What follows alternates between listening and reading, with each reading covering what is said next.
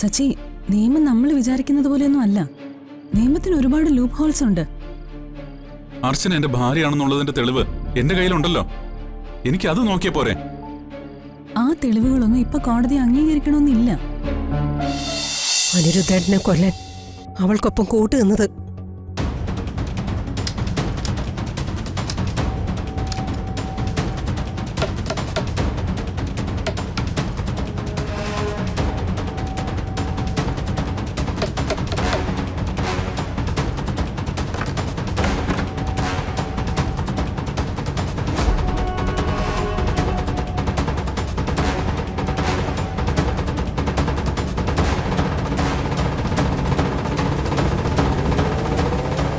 എന്തായിരുന്നു വാതിലടച്ചിട്ട് രണ്ടുപേരും കൂടി ഒരു രഹസ്യം പറച്ചില്?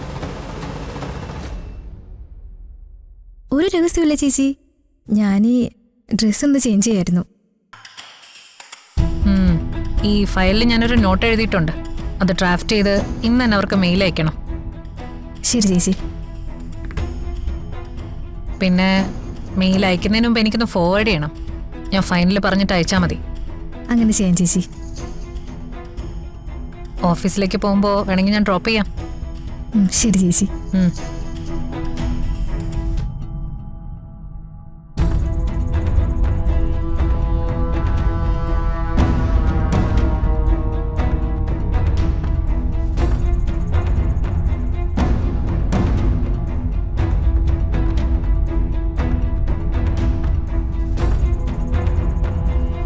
എന്താ മൂർത്തി? ഞാൻ ചോദിക്കുന്നതുകൊണ്ട് മാഡത്തിനൊന്നും തോന്നരുത്. എന്താ കാര്യം പറയൂ. ഉടനെ തന്നെ ഓഫീസിൽ കാഞ്ചനയ്ക്ക് ഇത്രയും സ്വാതന്ത്ര്യം കൊടുക്കണമായിരുന്നോ? അവരുടെ പെരുമാറ്റത്തിൽ എനിക്കെന്തോ ഒരു ഡൗട്ട് ഫീൽ ചെയ്യുന്നുണ്ട്. അവള് പോയാലും എവിടം വരെ പോകുമെന്ന് എനിക്കറിയാം മൂർത്തി. അതുകൊണ്ട് ഈ കാര്യത്തിൽ ടെൻഷനൊന്നും വേണ്ട.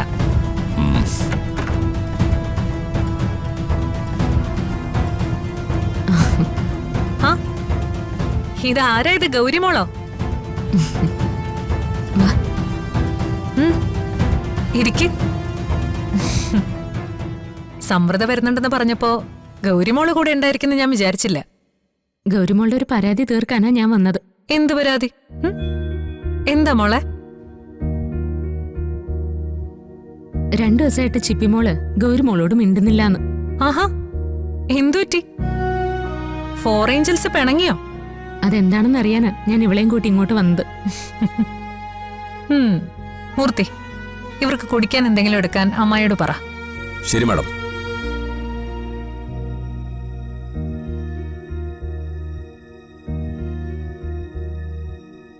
ആ ചിപ്പിമോളെ, ഇതാരാ വന്നിരിക്കുന്നേ നോക്കിയേ.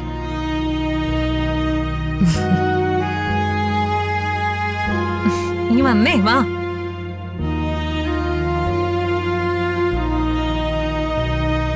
ഇനി വന്നേ. എന്തുപറ്റി? രണ്ടുപേരും തമ്മിൽ പിണങ്ങിയോ? നിങ്ങൾ നല്ല ഫ്രണ്ട്സ് അല്ലേ, പിന്നെന്തിനാ പിണങ്ങുന്നേ? എനിക്ക് പിണക്കൊന്നുമില്ല. ഓ, പിന്നെന്താ ഇപ്പൊ പ്രശ്നം? സത്യങ്ങൾ എന്നോട് മിണ്ടുന്നില്ല.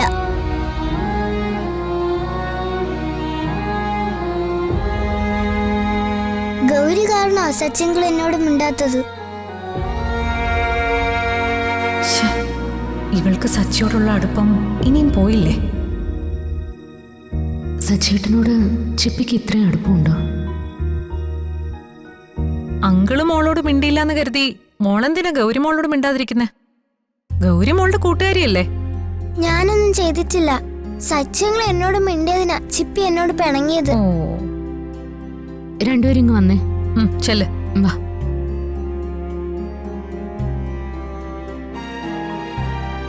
സച്ചിങ്ങള് നിങ്ങളുടെ രണ്ടുപേരുടെയും കൂട്ടുകാരികളുടെ അച്ഛനല്ലേ?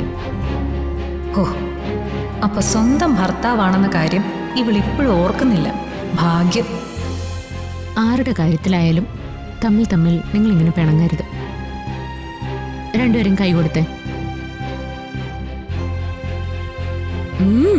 കൈ കൊടുക്ക്. കൈ കൊടുക്കുന്നേ. ആ,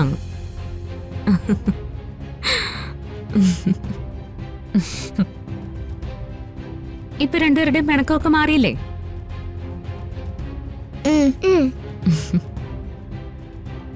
കൂട്ടുകാരികൾ തമ്മിൽ പിണങ്ങിയിരിക്കുന്നതേ അത്ര നല്ലതല്ല. നല്ല ഫ്രണ്ട്ഷിപ്പിനേക്കാൾ വലിയ ഒരു ബന്ധവും ഈ ലോകത്തില്ല. നിങ്ങൾ എന്നും നല്ല കൂട്ടുകാരികളായിരിക്കണം. ഇനി ഞാൻ ഗൗരിയോട് പിണങ്ങത്തില്ല. ഞാനും. ഓ എന്നാ നമുക്ക് പോയി കളിക്കാം. വാ. ചെല്ലു.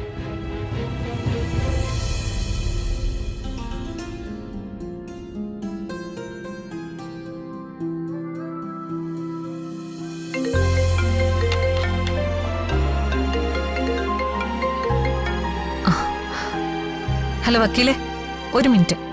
സമൃദ്ധ ഇരിക്കേ. ആ.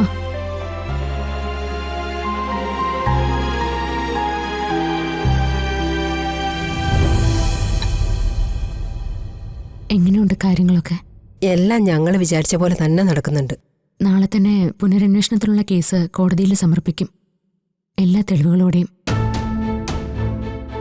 ഇവളെ ചുരുട്ടിക്കൂട്ടി വെളി കളയാതെ ഞങ്ങൾ ഇവിടുന്ന് പോവില്ല. കോടതിയിലെ കാര്യങ്ങളൊക്കെ ഞങ്ങൾ നോക്കിക്കോളാം. നിങ്ങൾ ഇതിനകത്ത് കാര്യങ്ങൾ നോക്കിയാൽ മതി. ഇതുവരെയും അവധിക്ക് സംശയമൊന്നുമില്ലല്ലോ അല്ലേ? ഇല്ലെന്ന് മാത്രമല്ല, എന്നെ ഇപ്പൊ കുറച്ചുകൂടി വിശ്വാസമാ. നന്നായി. ആ വിശ്വാസം നിലനിർത്തണം അവസാന നിമിഷം വരെ.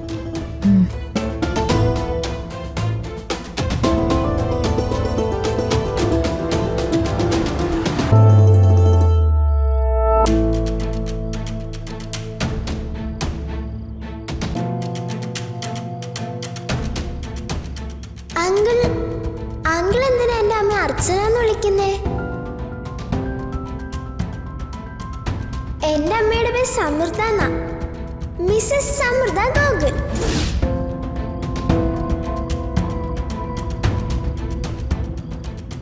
നീ ഇങ്ങനെ വിഷമിച്ചിട്ട് ഒരു കാര്യമില്ല. ആ കൊച്ചു പറഞ്ഞാൽ എന്താ തെറ്റ്? അതിനച്ഛനായിട്ട് ഗോകുൽ സാറിനല്ലേ അറിയൂ. സച്ചി ഈ കാര്യത്തിൽ കുറച്ചുകൂടി പ്രായോഗികമായി ചിന്തിക്കണം. എടുത്തുചാട്ടമല്ല, വിവേകമാണ് വേണ്ടത്. ഓർമ്മ തിരിച്ചിട്ടാതെ അർച്ചന എങ്ങനെ നിന്റെ കൂടെ നിൽക്കും? അതുകൊണ്ടാ ഇങ്ങനെ കാത്തിരിക്കുന്നതിനേക്കാളും നല്ലത് കോടതി പോകുന്നതെന്ന് ഞാൻ പറഞ്ഞത്. നിയമപ്രകാരം അവൾ എന്റെ കൂടെ അല്ലേ നിൽക്കേണ്ടത്? അത് ഏത് കോടതി സമ്മതിക്കും? നിയമപരമായി പിടിച്ചു നിർത്തിയാൽ തന്നെ അർച്ചനയുടെ മനസ്സിൽ ആർക്കായിരിക്കും സ്ഥാനം? ഗൂഗിൾ സാറിനോ അതോ സച്ചിക്കോ?